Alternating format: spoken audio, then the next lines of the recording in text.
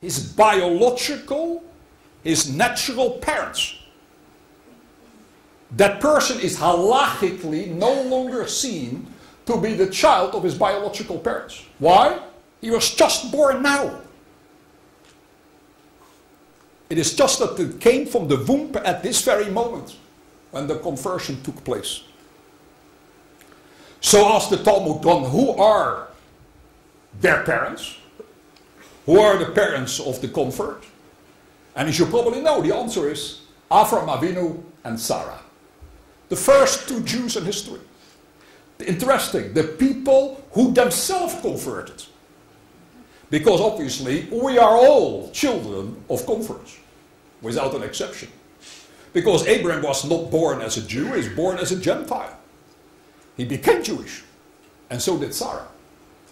And because of that fact, we call every ger or gioret, every person who converted, always ben Avraham or bat Sarah. That seems to make perfect sense.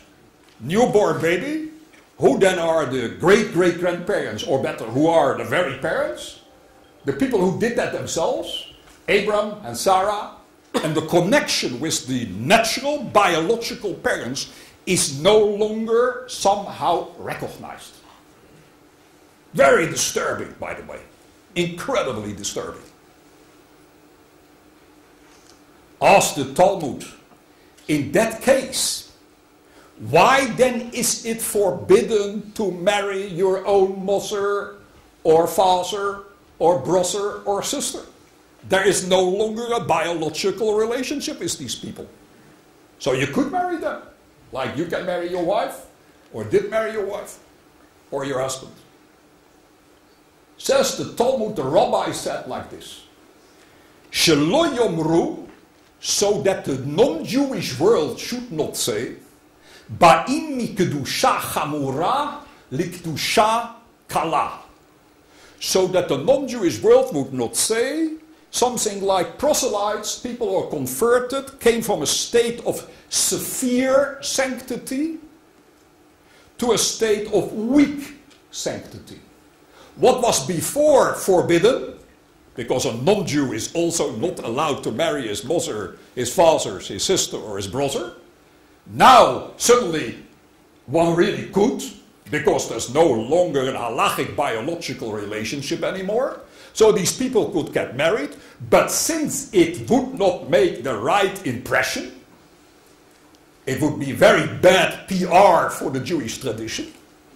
Therefore, the rabbi stepped in and said, although really it is permitted, we forbid it.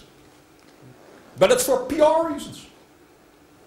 It's because we cannot handle a situation where people will say that somehow becoming Jewish makes you less moral than you were when you were not Jewish. But obviously that's very interesting. Because what it means, my dear friends, is this. In according to the Bible, what we call in Hebrew midoraita, min ha-Torah, it is indeed permitted to marry your mother or your father. There is no longer a relationship anymore. And the rabbis just stepped in because they were concerned what people would say. So that's very interesting. And by the way, I don't want to go into this now because there's no time for it. But I remind you, there's a statement of the Maharal, one of the great later Kabbalistic thinkers in the 17th century, who explains that at the beginning of the history of mankind, Adam and Eve had many children. And we know they got married. Sisters used to marry brothers. It is only much later that God forbade this kind of relationship. Which is very interesting because it has got all sort of implications. What actually is there wrong about marrying your brother and your sister? We are accepting this. This is the way how we conduct ourselves. But on the end of the day, what is there so bad about it? And the answer seems to be, and according to Ramaral, it is only forbidden because God said it is forbidden. But really thinking in terms of absolute philosophy, why should this be forbidden? But here in this case, the rabbis somehow push this through, or better, the Torah pushes it through, and says, you know, in this case, indeed, we should permit it, but we don't because of PR reasons, because it doesn't make a nice impression. Katan shenolat dami.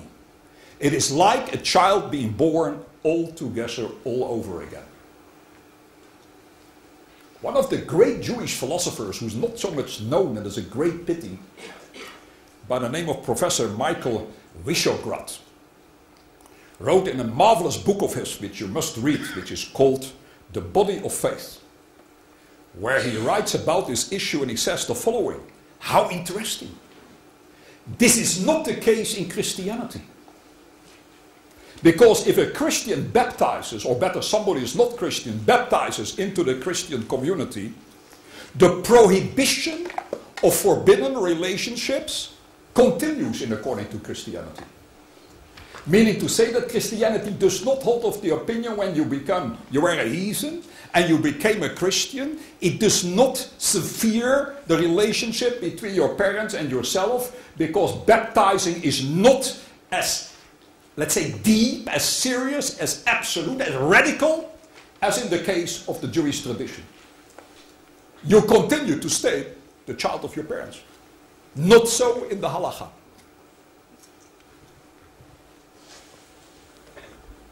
Why did the Torah itself, the Bible itself, why did it not forbid such a matter? Why did the rabbis have to do this? My friends, the reason is very obvious in my opinion. My friends, is because they wanted to make the point, or better, the Bible, the Torah wanted to make a point. How serious Giyur is. How serious it is when you become Jewish, when you are not Jewish. We have to understand that it is such an incredible transformation that it is like you are born altogether all over again. And that particular point would never have been made if the Bible would have said straight away itself, it is forbidden to do so. That is to marry your mother or your father, because then we would have thought perhaps that after all, there is still a relationship between your parents and yourself. And the Torah wanted to make clear that that is not the case. The rabbis had to step in, only because it doesn't make a nice impression. Total transformation. By the way, how important to remember this. Does this mean to say that you don't have anymore any relationship with your parents? You just walk out on them? You don't care anymore about them because they're strangers? Comes Jewish law and says, absolutely forbidden. You have to look well after them. You have to honor them, perhaps even more than you did when you were not Jewish. And you have to do as many good things for them. I remember when I made that step, before my mother made the step many years later, my relationship to my parents in many ways deepened, became greater. And if you ask me the question, is that not a contradiction? On one side, you are no longer considered to be a child, and on the other side, Jewish tradition comes and says, but you better make sure that you look very well after these parents, who are no longer your parents. It's a fantastic paradox. You know what it is? That's what I love about the Jewish tradition. Paradox. It's fantastic. Because life is a paradox. Somehow the halakha clashes. It wants to make one point, and it straight away wants to be as ethical as possible, and therefore says, you make sure that you look after your parents very well, because now you can do that probably even better than you did it before. And at the same time, it's the same, but you have no relationship anymore, is there? Marvelous. You know, these people are constantly looking for making the Jewish tradition or any other philosophy always completely consistent, is to me an enormous mistake. Life is not consistent. Life is an incredible paradox.